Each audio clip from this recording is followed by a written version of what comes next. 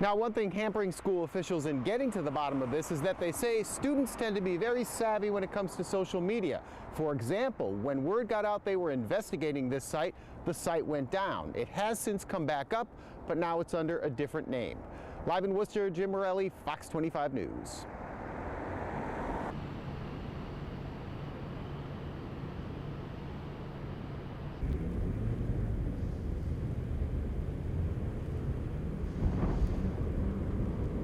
But still, cities and towns are now being asked to fork over some money. Well, I think cities and towns are raising the right issues by saying that they need to know a lot more about what we would expect, what the T would expect from them with respect to that project. How you doing, sir? Okay, how are you? Good. When Donald Trump is not traveling the country selling his political message, he's at his offices overlooking Fifth Avenue in New York City. It's here where Trump spoke with me about his campaign and the controversies, which started soon after his campaign began in the summer.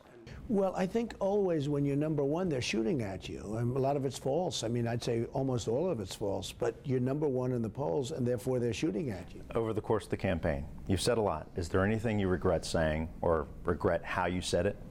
Well, I guess I can always say things differently. But overall, I'm, very happy about what I did. I say it in theory because, we expect the decision to be in June, operating under the assumption that this is a positive decision in favor of the president's executive order. The implementation will start, and we know that it's not an easy process for people to go through and be processed by the agency who's in charge, USCIS and all of that.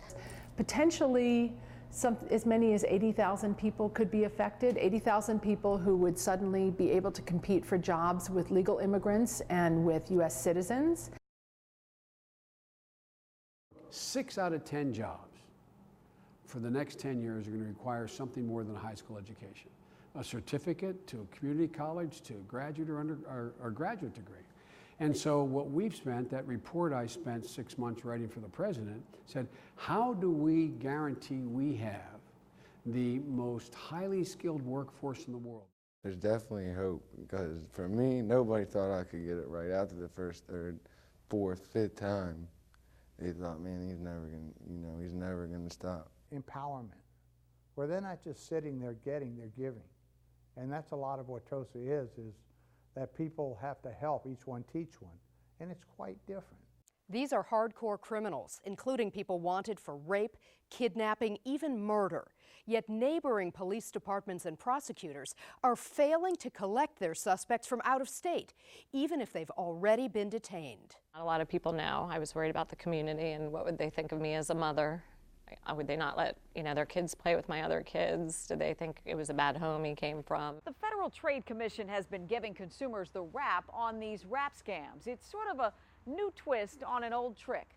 If you get one of these, be like Murrow. Don't cash the check. Don't send any money to a third party. Just throw it away. Psychiatrists say most of the fence jumpers are not here to harm the president, but are driven by their mental illness. If you had asked me 25 years ago, in the depths of that despair, if I at some point would end up as the acting drug czar in the White House, I would have been like, you're crazy. Voluntarily go in and testify against my parents and my family members was incredibly hard. My son is Corporal Mark Fiddler. I'm here with my son, Sergeant Adam Keyes. My name is Tammy Karcher. I'm the mother of Specialist Jeffrey Shunk. My son is Sergeant Robert Scott III. My name is Lynn Braden Reed. I'm the mother of Corporal Christian Brown.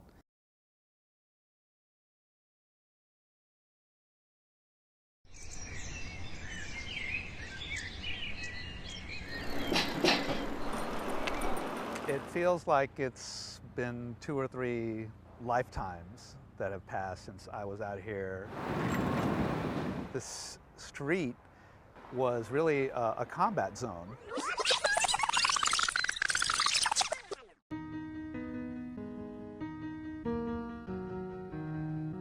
DC today is dramatically different from the way it was. There were shots fired, so as you can imagine, it was chaos. It's hard. It's sad. I've been homeless ever since I was 21. This is my home. When Shantae Alexander turned 21, her time in the foster care system came to an abrupt end. On my birthday, they was like, bye. She's been homeless ever since. I sold my laptop, and I paid for the tent. You have deodorant, you have candles. Shantae's mother died when she was just 13. I don't know my dad. As a little girl, Shantae bounced between foster homes. Today, unemployed and alone, her welfare checks go straight into a bank account. I have dreams. I do. To get off the street, do something positive. All right, Jets, we good to go? Go, go, go, go, go.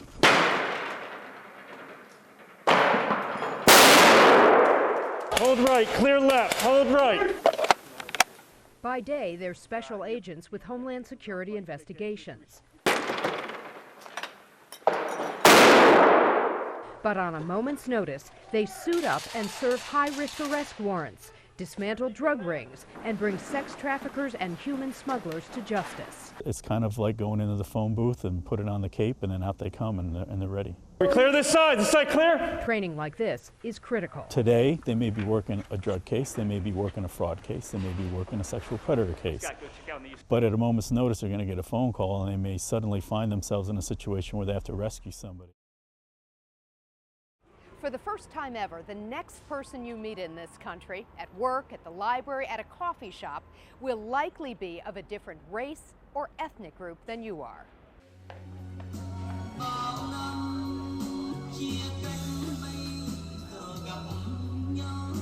A Vietnamese flag snaps in the wind, right next to an American one. We speak 100% Vietnamese only at this shopping center. Hannah Bui and her friends try to come here every week. Most of Vietnamese activity is here, restaurants.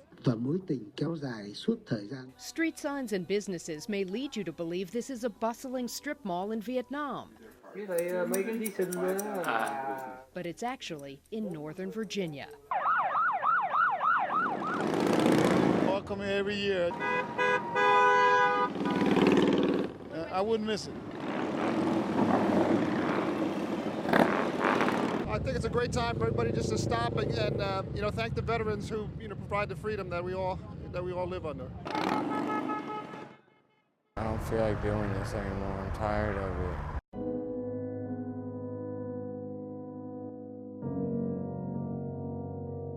As the sun sets on another monotonous day, I just numb myself so much to the point where I can't even cry. Despair comes to stay for the night. You're going to stay alive out here, aren't you? Yeah, I'm going to keep fighting, because I know this will pass soon enough.